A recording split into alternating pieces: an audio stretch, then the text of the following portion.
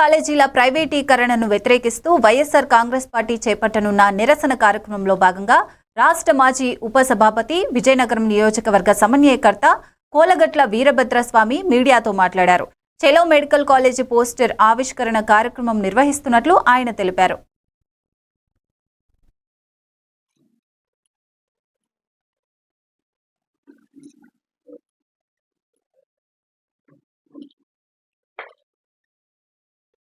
అనేక మంది విజ్ఞప్తి మేరకు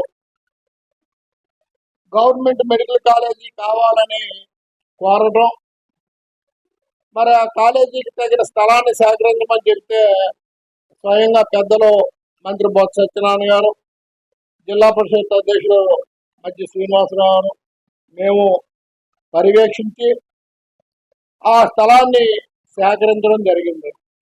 శంకుస్థాపన జగన్మోహన్ రెడ్డి గారి చేతుల మీదుగా జరిగింది. ప్రారంభోత్సవం జగన్మోహన్ రెడ్డి గారి చేతుల మీదుగా జరిగింది. మరి మధ్యలో చంద్రబాబు నాయుడు గారి ప్రమేయం ఏముంది అని అడుగుతున్నాం.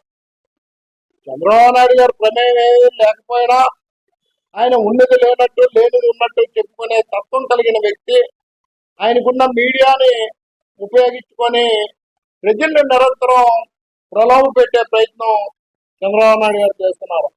ఈరోజు మీకు అధికారం ఇచ్చింది, అధికారాన్ని మీ ప్రజలకు ఉపయోగించండి. మీ అధికారాన్ని ఉపయోగించి ప్రజలకు మేలు చేయండి.